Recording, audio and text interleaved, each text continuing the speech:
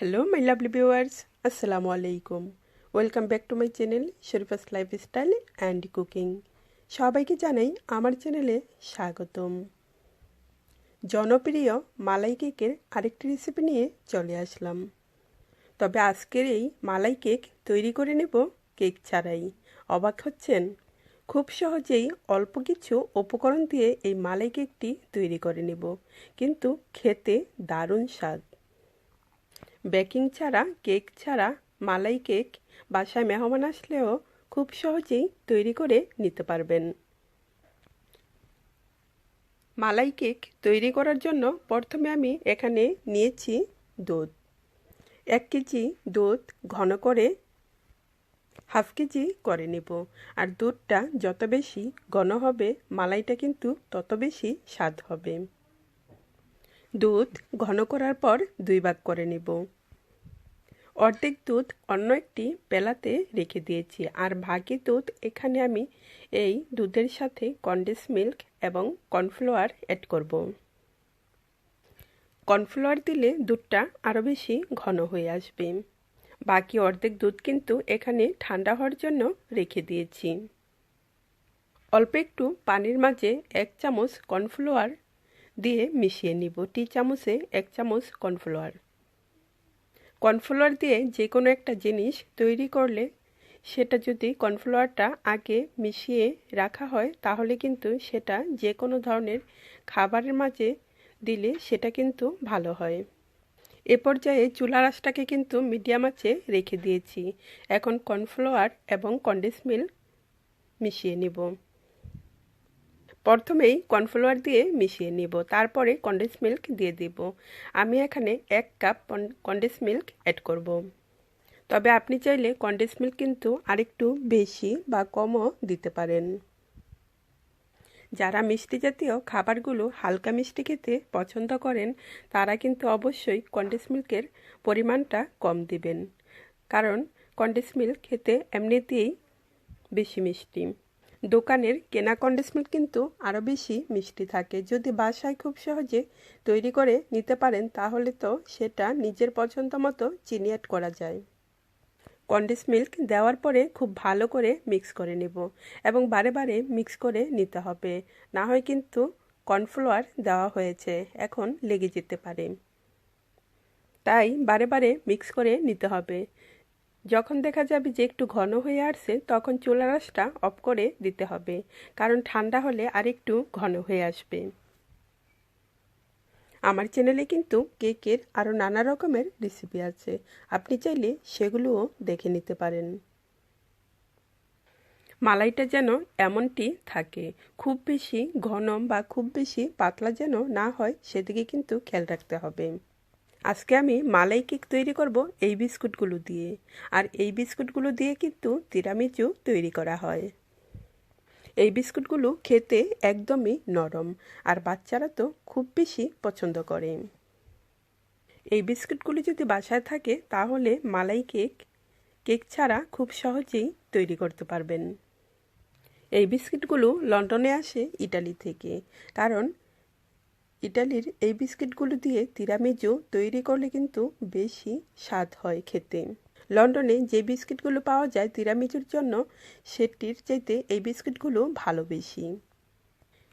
এই বিস্কিটগুলো লন্ডনে সবসময় পাওয়া যায় না, শুধু যখন নভেম্বর বা ডিসেম্বর মাসের দিকে পাওয়া যায়। মালাই কেক সেট করার জন্য এই ডিশটা নিয়েছি, আর দুধগুলো যখন ঠান্ডা হবে তখন একটা একটা বিস্কিট দুধের মাঝে ডুবিয়ে তারপরে সাজিয়ে রাখব। বিস্কিটগুলো অনেক নরম, তাই দুধ কিন্তু অবশ্যই একদমই ঠান্ডা করে নিতে হবে। দুধ আমি চুলায় আঁচ দিয়ে তারপরে ঘন করে নিয়েছি স্বাদ বাড়ানোর জন্য।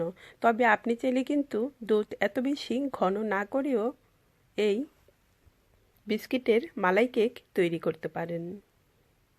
দুধের মাঝে বিস্কিট দিয়ে সাথে সাথেই কিন্তু তুলে নিতে হবে, না হয় কিন্তু বিস্কিটগুলো গলে যাবে এবং দুধের সাথে মিশে যাবে। এভাবেই দুধের মাঝে বিস্কিটগুলো ডুবিয়ে তারপরে একটার ওপর আরেকটা দিয়ে আমার পছন্দ মতো করে সাজিয়ে নেব। এটা কিন্তু বেক করতে হবে না, তাই যে কোনো ধরনের ডিশেই আপনি এই মালাই কেক সেট করতে পারেন। এই রেসিপিটা আমি অনেক আগেও তৈরি করেছিলাম, কিন্তু ভিডিও শেয়ার করা হয়নি। খেয়ে সবাই খুব প্রশংসা করেছিল। বিস্কিটগুলো কিন্তু এক পার্ট দু পার্ট করে দিতে দিতে অনেকগুলো পার্ট হয়ে গেছে।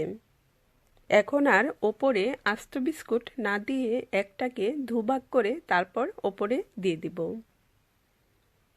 যখন সবগুলো বিস্কুট দেওয়া হয়ে যাবে তখন যে মালাই তৈরি করে রেখেছি সেটা 1 মিনিটের মতো মিক্স করে নিব। তবে আপনি চাইলে কিন্তু মিক্স ছাড়াও ওপরে দিয়ে সাজিয়ে নিতে পারেন। তবে মিক্স করে নিলে সেটা ওপরে দিলে দেখতে বেশি ভালো লাগবে, তাই আমি মিক্স করে তারপরে ওপরে দিয়ে দিব। মালাই কিন্তু অবশ্যই ঠান্ডা হওয়ার পর ওপরে দিতে হবে, না হয় কিন্তু মালাই গরম থাকলে বিস্কুটগুলো বেশি নরম, তাই চুপসে যেতে পারে। খুব বেশি ঠান্ডা করব না, একটু হালকা গরম গরম থাকতেই তখন মিক্স করে নেব এবং মিক্স করার পর সাথে সাথেই ওপরে দিয়ে পরিবেশন করে নেব। মালাই ওপর থেকে দিয়ে দিব। মালাই দেওয়ার পরে আরেকটু সৌন্দর্য বাড়ানোর জন্য ওপরে দিয়ে দিব চকলেট।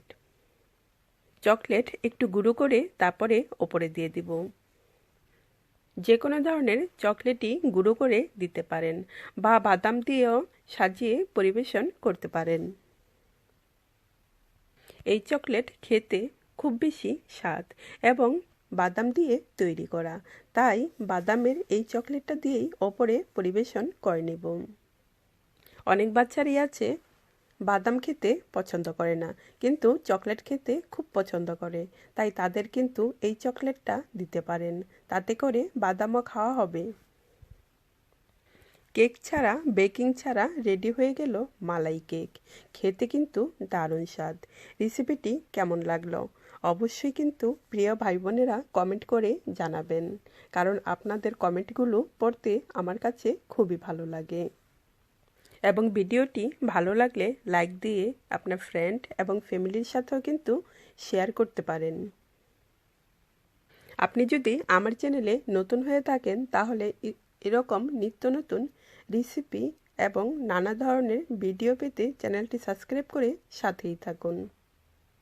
আমি সবসময়ই চেষ্টা করি প্রতিটি রেসিপি সহজ এবং অল্প উপকরণ দিয়ে তৈরি করতে। আজকের মতো এখানেই, আল্লাহ হাফেজ। আবার নতুন কোনো রেসিপি বা ভিডিও নিয়ে আপনাদের মাঝে হাজির হব। সবাই ভালো থাকুন, সুস্থ থাকুন। শুভকামনায় আজকের মতো বিদায় নিচ্ছি। আল্লাহ হাফেজ।